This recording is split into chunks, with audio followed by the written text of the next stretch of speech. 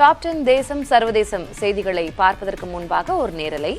சென்னை வடபழனி முருகன் கோயிலில் வைகாசி விசாக தேரோட்டம் வெகு விமரிசையாக நடைபெற்று வருகிறது.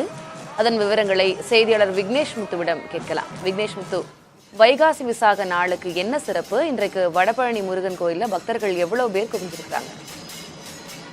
சென்னையில் புகழ்பெற்ற வடபழனி முருகன் கோவிலில் வைகாசி விசாக பிரம்மோற்சவ விழா கடந்த வியாழக்கிழமை கொடியேற்றத்துடன் கோலாகலமாக தொடங்கி நடைபெற்று வருகிறது.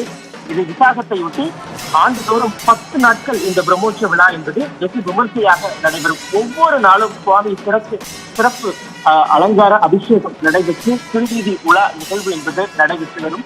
வள்ளி தெய்வானை சமேத சுப்பிரமணியருக்கு இந்த சிறப்பு அபிஷேகம் மற்றும் வீதி உலா நடைபெற்ற நிலையில் விழாவில் உற்சவ நிகழ்ச்சியான திருத்தேரோட்டம் நிகழ்வு இன்று சரியாக 7 மணி அளவிலே தொடங்கி நடைபெற்று வருகிறது. கோவிலில் இருந்து பக்தர்களுக்கு அருள்பாலித்த சுப்பிரமணிய சமேத சுவாமி நேரடியாக தற்பொழுது திருவீதி உலா வந்து கிட்டத்தட்ட ஏராளமான பக்தர்கள் இந்த நிகழ்வில் கலந்து கொண்டு சுவாமி தரிசனம் செய்து தேரை வடம் பூட்டி இழுத்து வருகிறார்கள்.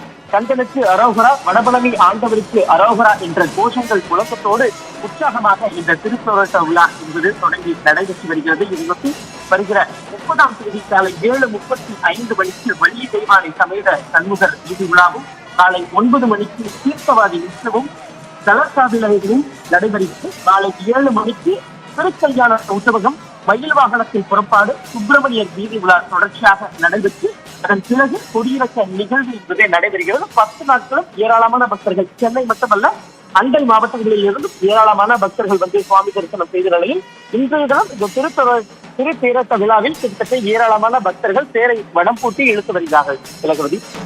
விவரங்களுக்கு நன்றி விக்னேஷ்.